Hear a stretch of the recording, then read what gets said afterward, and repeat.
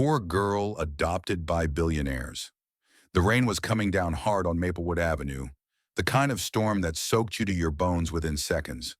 Lila Turner, only 8 years old, sat beneath the broken awning of a convenience store, clutching her torn backpack and shivering. Her shoes had holes in them. Her sweater was damp and threadbare. Her stomach had been growling for hours. She hadn't eaten since yesterday.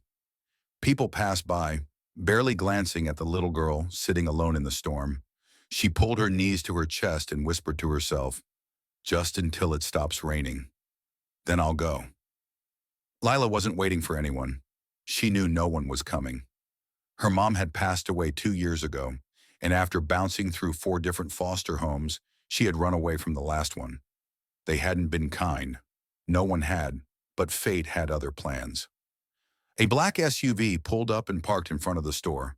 From it stepped Vivian Harrington, a woman in her early 60s with gray streaks in her elegant updo and sharp but kind eyes. Her husband, Nathaniel Harrington, a tall, calm man in a tailored coat, followed her out. They had just left a charity gala when Vivian insisted on stopping for water. "I don't know why. Something told me to stop here," she said. As she walked toward the store, she saw the little girl huddled under the awning, soaked, alone, terrified. She froze. "Wait," she said softly to her husband. "Look." Nathaniel followed her gaze. Vivian approached slowly. "Sweetheart, are you okay?" Lila flinched. She didn't answer. Vivian knelt beside her, unbothered by the rain. "What's your name, honey?" "Lila," came the quiet reply. Vivian's heart cracked. Nathaniel stepped forward and took off his coat, wrapping it gently around the girl's shoulders. "You must be freezing. Let's get you warm." "No one's ever done that for me," Lila whispered. Her voice was so small, so fragile, it broke something in both of them. That night, instead of calling the police or turning her in, Vivian and Nathaniel took Lila to their mansion on Harrington Hill, a sprawling estate on the edge of the city. Their housekeeper, Marta, gasped when she saw the girl. "Oh, my stars, where did you find her?" "She found us," Vivian replied. At first, Lila didn't speak much. She was polite but distant. She ate quietly, slept with the lights on, and always kept her backpack close, as if ready to run. But slowly, things began to change. Marta taught her how to make pancakes. Nathaniel read to her every night before bed. Vivian took her shopping for clothes, though Lila always hesitated to pick anything for herself. "You can choose whatever you like," Vivian had said gently. "I don't want to waste your money," Lila replied, eyes downcast. Vivian knelt and cupped her face. "You are never a waste, sweetheart. You're a blessing." Tears welled up in Lila's eyes. No one had ever called her that before. As weeks turned into months, Lila blossomed. She started school and made friends. She laughed again. She stopped checking the windows every night. One evening, as Nathaniel tucked her in, she asked quietly, "Why are you being so nice to me?" Nathaniel sat down beside her. "Because you deserve it, Lila.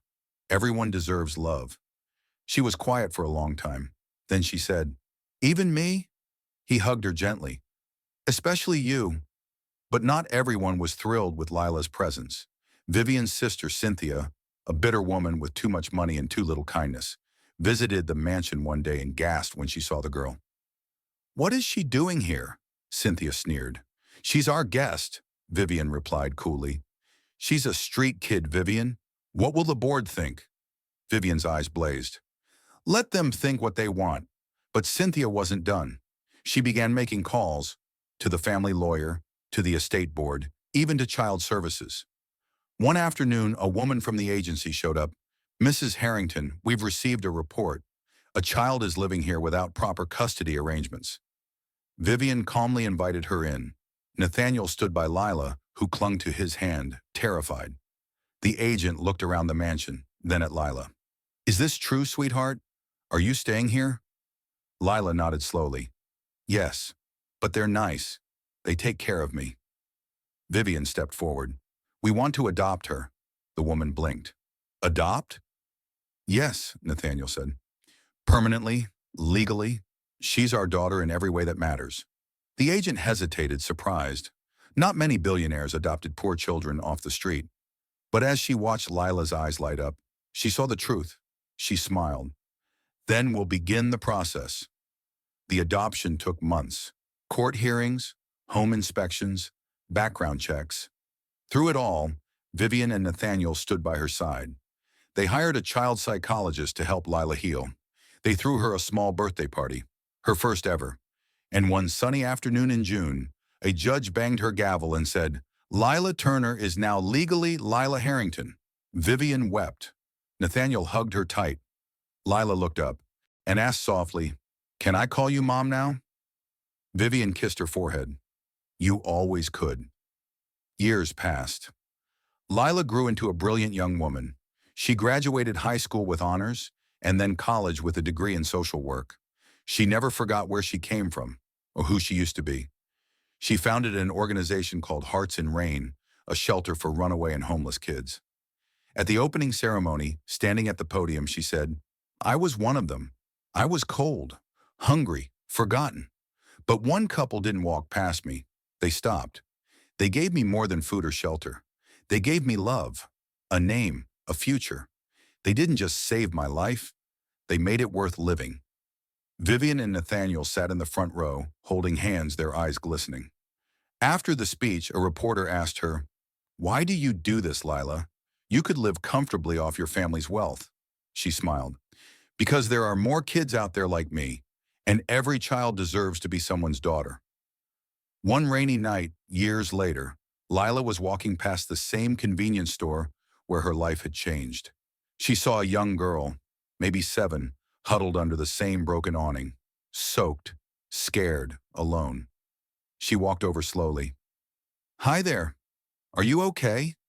The girl looked up. "I'm just waiting for the rain to stop." Lila took off her coat and wrapped it around her. "Let's get you somewhere warm," she said. The girl looked at her. "Why are you being so nice?" Lila smiled softly. "Because someone once was, to me,